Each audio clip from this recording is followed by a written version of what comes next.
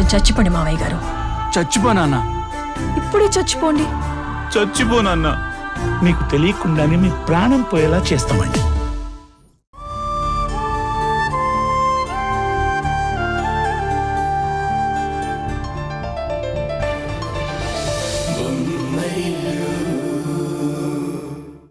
వీళ్ళ కంపెనీలో PF amount దుర్వినియోగం అయినట్టు మా కంప్లైంట్ రావడంతో వచ్చి వీళ్ళ అకౌంట్స్ అన్ని చెక్ చేశాం సార్. ఓకే, నిజంగానే ఫండ్స్ దుర్వినియోగం అయినట్టుగా కన్ఫర్మ్ అయింది సార్. మా డ్యూటీ మేము చేసాం, ఇక మీ డ్యూటీ మీరు చేయండి సార్. Okay sir.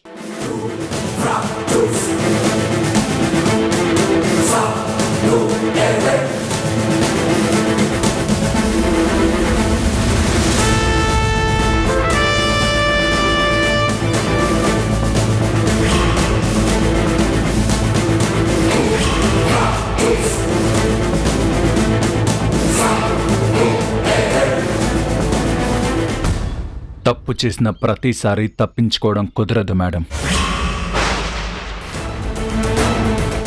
మోసం చేసి ఒకసారి గెలవచ్చు, ప్రతిసారి గెలుస్తామనుకోవడం పొరపాటు. సాక్ష్యాలు లేకుండా నేరాలు చేసినంత మాత్రాన నేరం నుంచి బయటపడ్డామనుకోకూడదు. ఏదో ఒకరోజు సాక్ష్యాలు దొరుకుతాయి, నేరం రుజువు అవుతుంది. ఇలా మిమ్మల్ని అరెస్ట్ చేసే పరిస్థితి ఏదో ఒక రోజు వస్తుందని నాకు తెలుసు. బట్ ఆ రోజు ఇంత త్వరగా వస్తుందనుకోలేదు. తల్లి కొడుకులు కలిసి నా మీద కుట్ర చేసి కక్ష తీర్చుకుంటున్నారా? కుట్ర చేయడం, కక్ష తీర్చుకోవడం మీకు అలవాటేమో కానీ మాకు అలవాట్లేదు మేడం.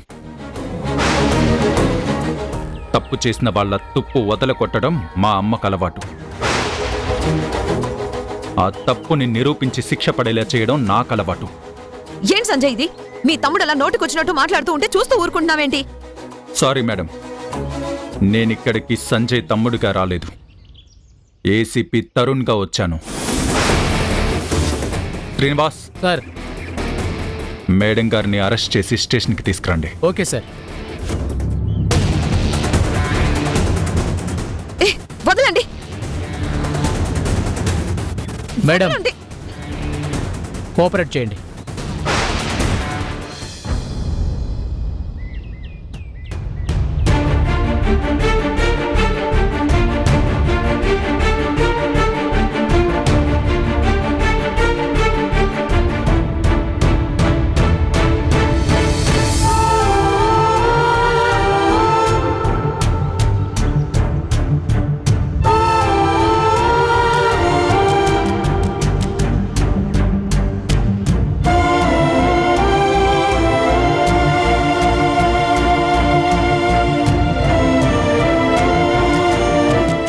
కర్మ ఎవ్వరిని వదిలిపెట్టదు.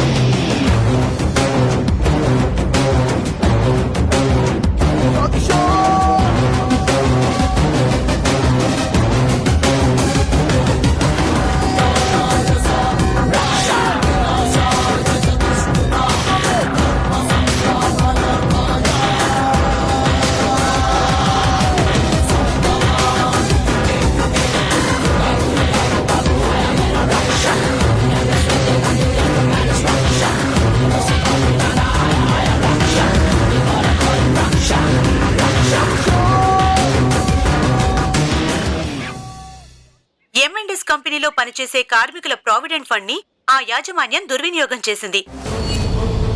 ఈ విషయమై పీఎఫ్ కమిషనర్ కి కంప్లైంట్ రావడంతో ఆ కంపెనీ యజమానురాలు మేఘనని పోలీసులు అరెస్ట్ చేశారు.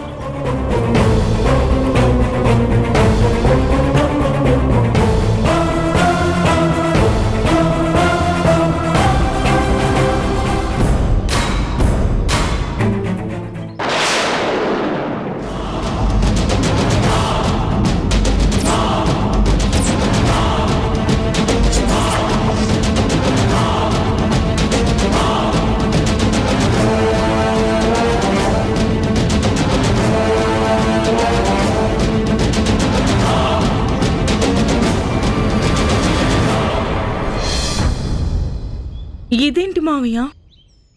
మేఘనక్కని అరెస్ట్ చేయడం ఏంటి? తప్పు చేస్తే అరెస్ట్ చేయక సన్మానం చేస్తారా? కార్మికుల సొమ్ముని అడ్డగోలుగా వాడుకొని వాళ్ళకి అన్యాయం చేస్తే వాళ్ళ ఉసురు తగలకుండా ఎలా ఉంటుంది? కంగ్రాచులేషన్స్ కిరణ్.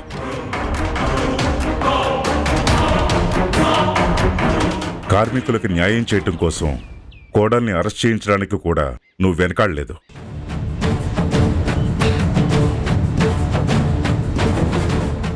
అంటే ఇదంతా మీరే చేశారా అత్తయ్య? మేఘనక్క అరెస్ట్ అవ్వడానికి కారణం మీరేనా? తను చేసిన తప్పే అసలు కారణం. తప్పు చేసినప్పుడు తన మన చూసుకోకుండా తగిన శిక్ష పడేలా చేయాలి కదా. మనల్ని మోసం చేసినట్టే కంపెనీని నమ్ముకున్న కార్మికుల్ని కూడా మోసం చేసింది. నా దృష్టిలో, మీ మావయ్య గారి దృష్టిలో కార్మికులంటే ఎవరో పరాయి వాళ్ళు కాదు, మా బిడ్డల్లాంటి వాళ్ళు. ఆ, అలాంటి బిడ్డలకు అన్యాయం జరుగుతుంటే చూస్తూ ఊరుకుంటానా? అంటే తనేదో తెలియక చేసుంటుంది అత్తయ్య. దాన్ని మీరిలా సీరియస్ గా తీసుకుని అరెస్ట్ చేయిస్తే ఎలా? ఎంతైనా మేఘనక్క ఇంటి పెద్ద కోడలు కదా అత్తయ్య. ఈ ఇంటి కోడలు అరెస్ట్ అయితే పోయేది మన ఇంటి పరువే కదా మామయ్య గారు. పోదమ్మా, మన ఇంటి పరువు ఎక్కడికి పోదు. తన కోడలు తప్పు చేసినా కూడా తనని సమర్థించకుండా కిరణ్ కార్మికుల పక్కన నిలబడినందుకు 10 మందిలో మన పరువు 10 పెరుగుతుంది. ఏం పెరుగుతుందో ఏంటో. మీ అబ్బాయి ఏసీపీ, తన వదిన అరెస్ట్ అయిందని తెలిస్తే ఎంత ఫీల్ అవుతాడో ఏంటో. నీకో విషయం తెలుసా హారిక? మేఘనని అరెస్ట్ చేసింది ఎవరో పోలీస్ ఆఫీసర్ కాదు, మీ ఆయనే.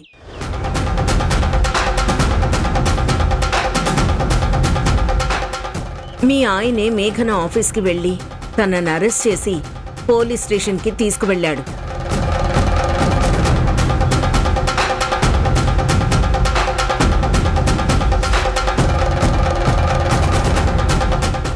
మేఘనక్కని అరెస్ట్ చేసింది తారుణ.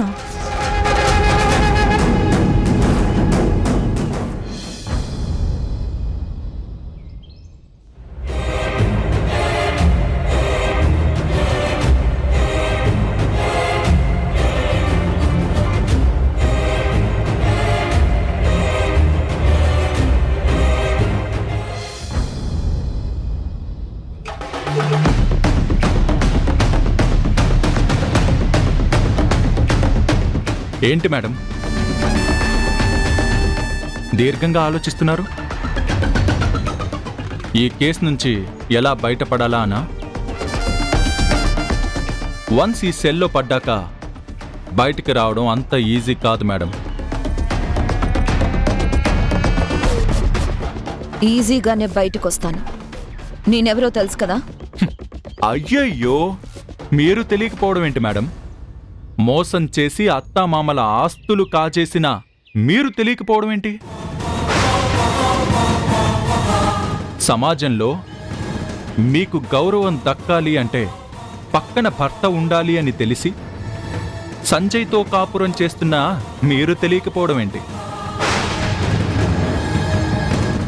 కంపెనీలో తమరు చేసే అడ్డగోలు పనులకి అడ్డం పడుతున్నాడని కట్టుకున్న భర్తనే ఆఫీస్ నుంచి బయటికి వెళ్ళగొట్టినా మీరు తెలియకపోవడం ఏంటి మేడం? తరుణ్, నువ్వు చాలా ఎక్కువ మాట్లాడుతున్నావు. నేను తలుచుకుంటే నిన్నేం చేస్తానో తెలీదు. లుక్ మేడం, నేనిప్పుడు జస్ట్ తరుణ్ణి కాదు, ఏసీపీ తరుణ్ణి. అలాంటి ఏసీపీ తరుణ్ణి నువ్వు అంటూ మీరు ఏకవచన ప్రయోగం చేయడం మీకు సంస్కారం కాదు.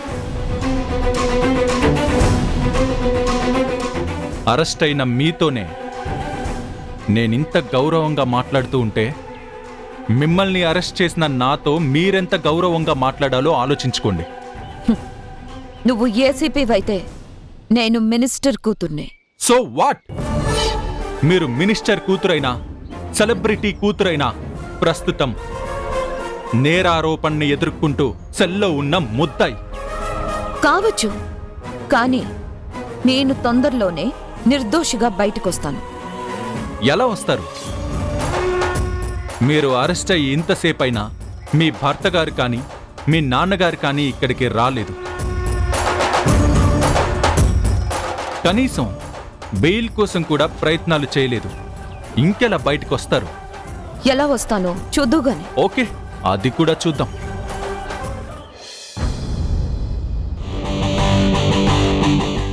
బట్ ఒక్క విషయం మీరు గుర్తుపెట్టుకోవాలి. ఈ కేసులో మీ తెలివితేటలు ఉపయోగించి, మీ అతి తెలివితేటలు ఉపయోగించి బయటికి వచ్చినా డాక్టర్ శ్రీవాణి కేసులో నుంచి మాత్రం బయటికి రాలేరు. దానికి సంబంధించిన సాక్ష్యాలు దొరికాయంటే మిమ్మల్ని ఆ దేవుడు కూడా కాపాడలేడు.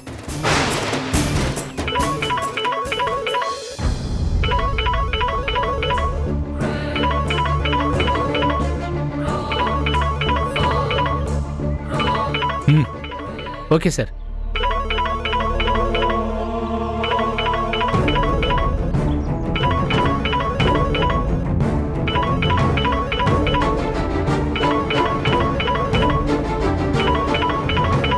సార్, కమిషనర్ గారు.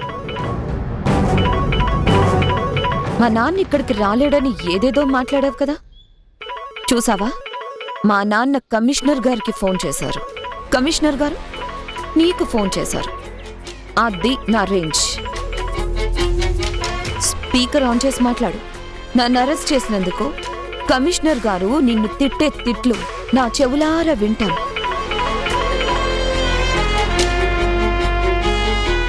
నమస్తే Tarun. Good morning sir. Minister గారి అమ్మాయి మేఘనని అరెస్ట్ చేశారట కదా? Yes sir. ప్రస్తుతం ఆవిడ స్టేషన్లోనే ఉన్నారు సార్. స్టేషన్ బెయిల్ కోసం ఎవరైనా వచ్చారా? లేదు సార్, ఇంకెవరూ రాలేదు. ఎవరొచ్చినా స్టేషన్ బెయిల్ ఇవ్వద్దు.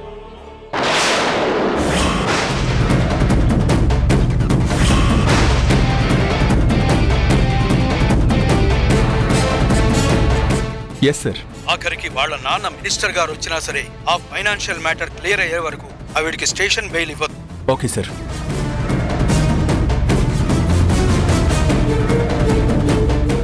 అది మీ రేంజ్.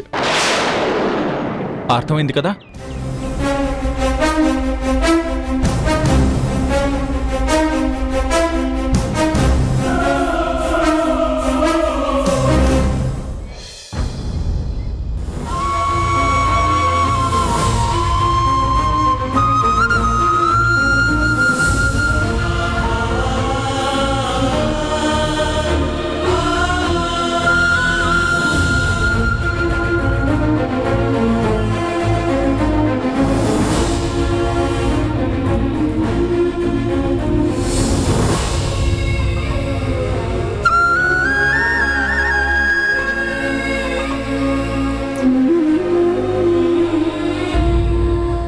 ఏటి బాబు ఆలోచిస్తున్నా?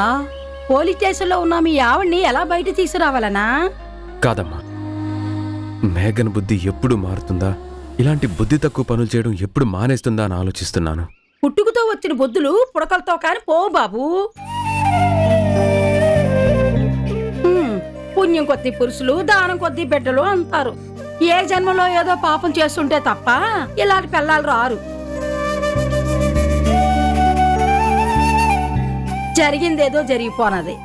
ఇప్పుడు జరగాల్సిన దాని గురించి ఆలోచించు బాబు. ఎంతైనా ఆవిడ నీ భార్య కదా బాబు. భార్య అలా పోలీస్ స్టేషన్లో ఉంటే నువ్వు ఇలా ఏమి పట్టినట్టుగా ఇంట్లో ఉంటే బాగోదు బాబు. అసలే మొండు మనిషి, అరెస్ట్ అయ్యానన్న బాధలో ఉన్న మనిషి. ఆ పోలీస్ స్టేషన్లో వాళ్ళు పెట్టింది తింటుందో లేదో.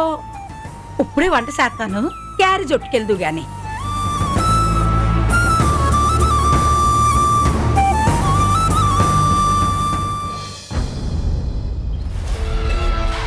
సార్, అన్ని రకాలుగా ప్రయత్నించాం సార్. ఏ రకంగానూ మేఘనా గారిని విడిపించే ఛాన్స్ కనిపించట్లేదు. ఎవరు కూడా సహకరించట్లేదు. సార్, నేను ఒకటి చెప్పనా? అన్నిసార్లు అధికార బలాన్నే కాదు, కొన్నిసార్లు బుద్ధి బలాన్ని కూడా వాడాలి.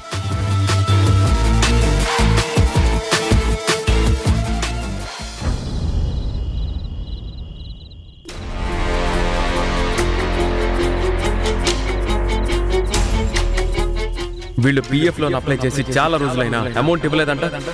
ఎప్పుడు ఎవరికి ఏమి ఇవ్వాలో, ఎప్పుడు ఎవరిని ఏం చేయాలో నాకు బాగా తెలుసు. రూల్స్ ప్రకారం పిఎఫ్ అమౌంట్ వాళ్ళ అవసరాలకి నువ్వు ఇవ్వకపోతే నువ్వే ఆపదలో పడతావు.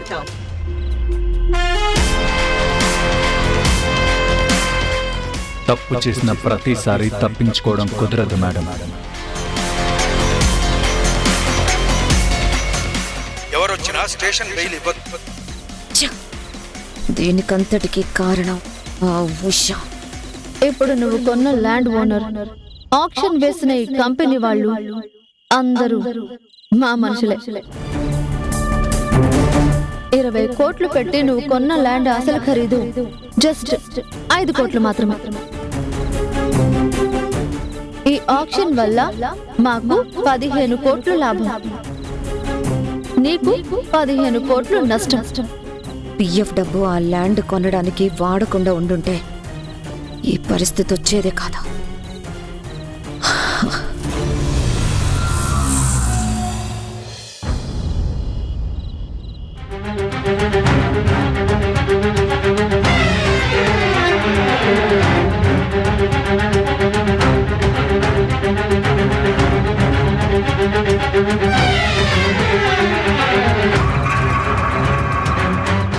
Excuse me. సార్, మీరా? సార్ కూర్చోండి సార్, సార్కి చెప్పొస్తాను.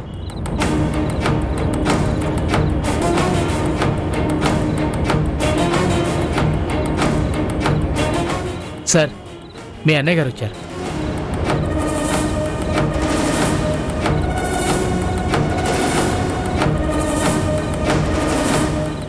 మా అన్నయ్య గారు వచ్చారో, ఆవిడ గారి భర్త గారు వచ్చారో పోయి కనుక్కో.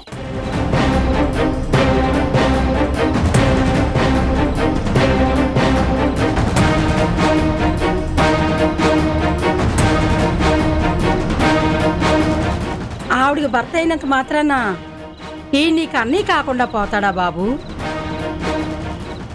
మీరు ఈయనకి తమ్ముడు కాకుండా పోతారా?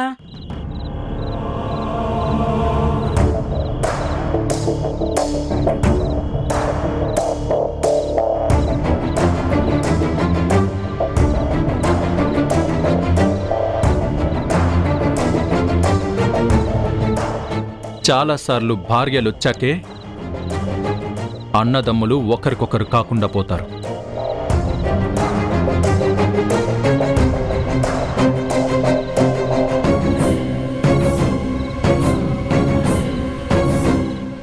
ఇంతకీ తమరు ఏ బంధుత్వంతో వచ్చారో చెప్పనేలేదు.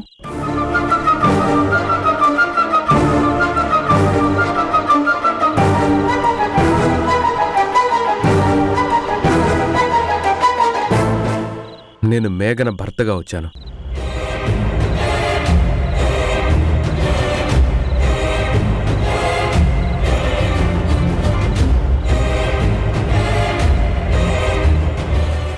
ఓ, రండి సంజయ్ గారు, రండి.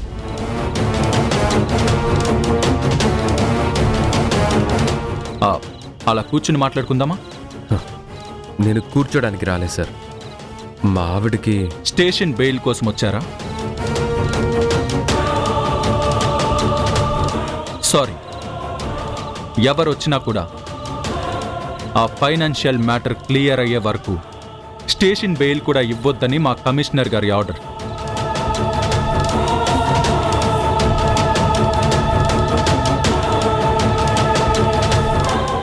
నేను బెయిల్ కోసం రాలేదు. మీ వదినకి సారీ, మా ఆవిడికి క్యారేజ్ తీసుకొని వచ్చాను. మంచి పని చేశారు. మీ ఆవిడ గారికి మా స్టేషన్లో ఫుడ్డే కాదు, కనీసం మంచినీళ్ళు కూడా నచ్చట్లేదు. మా లేడీ కానిస్టేబుల్స్ ఎంత బలవంతం చేసినా పచ్చి మంచినీళ్లు కూడా ముట్టలేదు. ఓకే సంజయ్ గారు, ఆవిడికి ఇంటి భోజనం పెట్టడానికి పర్మిషన్ ఇస్తున్నాను. Thank you sir.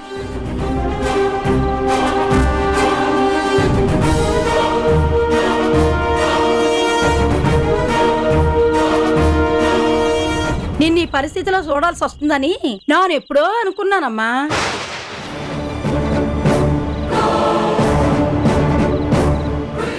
చెప్పిన మాటలిని తప్పు చేయకుండా ఉంటే ఇలాంటి తిప్పలు తప్పేవి కదమ్మా. ఇప్పుడు అవన్నీ ఎందుకమ్మా? ఇదిగా బాబు. ఇవ్వు. మేఘన, పాపం పొద్దు నుంచి ఏమీ తినలేదు కదా, తీసుకొని తిను.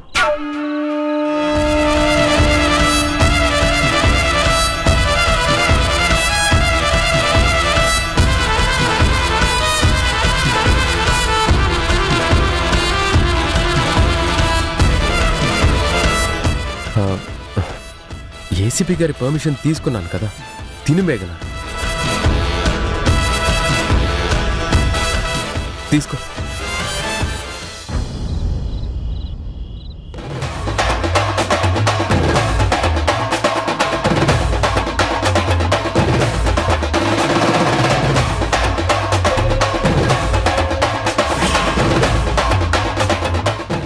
నమస్తే సార్.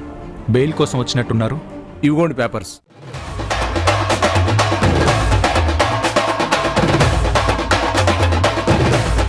మీరు ఆ కేసు విత్డ్రా చేసుకోవాలి. మేఘనాని పోలీస్ స్టేషన్ నుంచి బయటికి తీసుకురావాలి. కావాలంటే మీ కాళ్ళు పట్టుకుంటానమ్మా.